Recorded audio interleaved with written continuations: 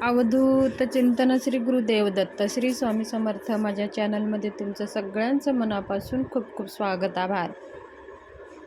चला तर मग आज आपला विषय आहे माघी गणेश जयंती पूजा कशी करावी. आपल्या घरामध्ये काही संकटे असतील, विघ्न असतील, ते कसे दूर होतात. या माघी गणेश जयंतीला पूजा केल्याने कोणकोणते फायदे होणार आहेत ते सगळे आज या व्हिडिओमध्ये आपण जाणून घेणार आहोत. व्हिडिओ स्किप करू नका, पूर्ण पहा. नवीन आला असाल तर एकदा चॅनलला सबस्क्राईब करून लाईक करा आणि बेल आयकनचं बटन प्रेस करा, म्हणजे अशीच नवनवीन माहिती मी घेऊन येत जाते ते सगळ्यांच्या अगोदर तुमच्यापर्यंत पोहोचते.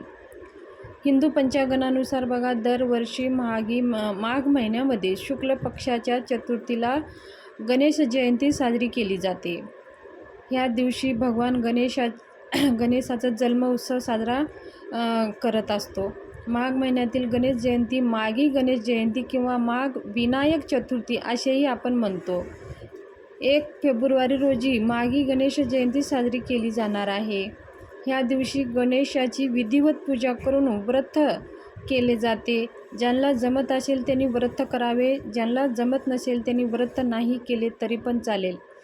ह्या दिवशी आपली इच्छापूर्ती होण्यासाठी, आपली सुख समृद्धी, यश प्राप्तीसाठी ह्या दिवशी गणेशाची पूजा केली जाते.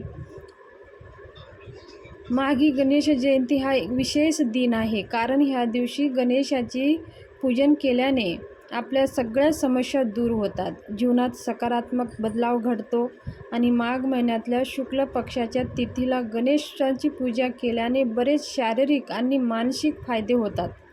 त्यामुळे भक्तांनी दैनंदिन जीवनातील समस्याला सामना करण्याची ऊर्जा त्यांना भेटते. हिंदू पंचांगानुसार बघा, माघी गणेश जयंती शनिवारी 1 फेब्रुवारी रोजी सकाळी 11:38 सुरू होईल आणि ती तिथी 2 फेब्रुवारी रोजी सकाळी 9:14 असेल. ह्या शुभ काळामध्ये आपल्याला गणेशाची पूजा करायची आहे. तर आपल्याला सकाळी लवकर उठून स्नान करायचं आहे. स्नान झाल्यानंतर आपल्याला सूर्याला जल अर्घ्य द्यायचं आहे. जल अर्घ्य देताना आपण पाण्यामध्ये थोडेसे पांढरे तीळ टाकून सूर्याला जल अर्पण करून मग आपण आपल्या गणेशाची पूजा करायची आहे. आपल्या देवघरामध्ये गणपती बाप्पाची मूर्ती, फोटो असेलच, नसेल तर गणेश जयंतीच्या दिवशी आवर्जून घरामध्ये स्थापना करा. आपल्याला माहिती आहे गणपतीची अभिषेक कसं करायचं असतं. आपल्याला पूजा करताना अगोदर दिवा लावून घ्यायचं असतं. त्याच्यानंतर एक आसन घ्यायचं आहे बसायला, दिवा धूप लावून मग गणपती बाप्पाची मूर्ती असेल तर तामणामध्ये घेऊन आपल्याला गणपती बाप्पावर अभिषेक करायचा आहे. ओम गणपतये नमः म्हणायचं 11 वेळेस म्हणून पळीनं पाणी गणपती बाप्पाच्या मूर्तीवर अर्पण करायचं आहे. मग 11 वेळेस ओम गणपतये नमः म्हणून पंचामृत अर्पण करायचं आहे. नंतर ओम गणपतये नमः म्हणून आपल्याला शुद्ध पाणी बाप्पाच्या मूर्तीवर अर्पण करायचं आहे. अशा प्रकारे हे अभिषेक झाल्यानंतर मूर्तीला स्वच्छ धुवून घ्यायचं आहे, पुसून घ्यायचं आहे. एक पाटावरी कपडा अंथरून त्याच्यावर थोडे अक्षदा अर्पण ठेवून मग त्याच्यावरती बाप्पाची मूर्ती ठेवायची आहे. त्याच्यानंतर बाप्पाला अष्टगंध, हळदी, कुंकू, अक्षदा, दुर्वा, लाल फुलं, गुळ खोबऱ्याचं नैवेद्य हे अर्पण करून धूपदीप ओवाळून घ्यायचं आहे. नैवेद्य अर्पण करून आरती करून घ्यायची आहे. ही आपली पूजा करून घ्यायची आहे. त्याच्यानंतर आपल्या काही मनोकामना आहेत, आपले काही विघ्न दूर व्हावं म्हणून काही विशेष उपाय करायचे असतात. गणेश जयंती ही भगवान गणपती बाप्पाला समर्पित दिवस आहे आणि म्हणून आपल्याला काही असे विशेष सेवा करायची आहे. आपल्याला दुर्वा घ्यायची आहेत. 3 पानाचे असे 21 दुर्वा घ्यायचे आहेत आणि 21 दुर्वाची एक जुडी, असे 21 जुड्या आपल्याला तयार करायच्या आहेत. तुम्ही बाजारातून घेऊन येऊ शकता. असे 21 दुर्वाची एक जुडी, असे 21 जुड्या तयार करायच्या आहेत. मग आपल्याला काही जर इच्छा आहे, काही कामना आहे, आपल्या मनातल्या काही इच्छा आहेत, ते पूर्ण खूप दिवसानं होत नाही, खूप विघ्न येतात, ते आपल्या मनासारखं घडत नसेल तर ह्या माघी गणेश जयंतीच्या दिवशी हे उपाय तुम्ही करून पहा. गणपती बाप्पाच्या कृपा आशीर्वादाने सगळे तुमचे कार्य पूर्ण होतात. गणपती बाप्पा हे सुखकर्ता आहेत आणि दुःख हर्ता आहेत. आपले सगळे सुख देणारे आहेत आणि आपले दुःख सगळे हरवून घेणारे हे देवता आहेत. हे लवकर प्रसन्न होणारे देवता आहेत. म्हणून आपण आपले विघ्न, संकटे, दुःख दूर होण्यासाठी ह्या दिवशी आवर्जून हे 21 दुर्वाचे उपाय करा.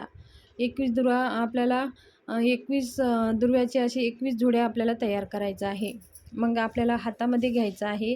उजव्या हातामध्ये घेऊन गणपती अथर्व शीर्ष आपल्याला म्हणायचं आहे. गणपती अथर्व एक वेळेस म्हणून ती दुर्वा गणपती बाप्पाला अर्पण करायचं आहे. ते दुर्वाचे जे पानं आहे ते आपल्याकडे होईल आणि ती देठ आहे ते बाप्पाकडे होईल. अशा प्रकारे बाप्पाच्या मस्तकावरती किंवा त्यांच्या चरणावरती अर्पण करून द्यायचं आहे. मग असं एक एक वेळेस एक एक जुडी घ्यायचं आहे आणि गणपती बाप्पाला अर्पण करायचं आहे. तुम्ही हे सेवा करून पहा. तुमच्या काही कामना असेल, मनातली काही इच्छा असेल, बाप्पाला सांगा. गणपती बाप्पाच्या कृपेने तुमचे सगळे कामना पूर्ण होतील, सगळ्या इच्छा पूर्ण होतील. हे अनुभवसिद्ध उपाय आहे. ही वर्षातून एकदाच गणेश जयंती येते. ह्या दिवशी मागे गणेश जयंती खूप अत्यंत महत्त्वाचा दिवस आहे आपल्या मनोकामना पूर्ण करून घेण्यासाठी. ही सेवा तुम्ही आवर्जून करा. जर तुमच्याकडे वेळ असेल तर तुम्ही 108 वेळेस गणपती अथर्वशीर्षाचं पाठन करू शकता किंवा घरातले सगळे मिळून सुद्धा तुम्ही करू शकता. अशा प्रकारे आपल्याला गणपती बाप्पाची साध्या पद्धतीने पूजा करायची आहे. त्याच्यानंतर आपल्याला बाप्पाला तीळ आणि गुळाचा सुद्धा नैवेद्य आपल्याला दाखवायचा आहे आणि हे सगळे बाप्पाला आवडते नैवेद्य आहे. त्याचबरोबर 11 मोदक किंवा 21 मोदकाचं नैवेद्य सुद्धा आपल्याला दाखवायचं आहे. सकाळी पण आपल्याला बाप्पाची आरती करायची आहे, संध्याकाळी पण आरती करायची आहे. आणि जे काही दुर्वा आपण अर्पण केलेले आहे त्या दुर्वा उचलून आपल्याला एखाद्या निर्मल्यामध्ये जिथं पायदळी येणार नाही तिथं ठेवून द्यायचं आहे. एखादी दुर्वा आपण त्यांचं बाप्पाचा प्रसाद आशीर्वाद म्हणून आपण आपल्या पर्समध्ये किंवा तिजोरीमध्ये ठेवू शकता.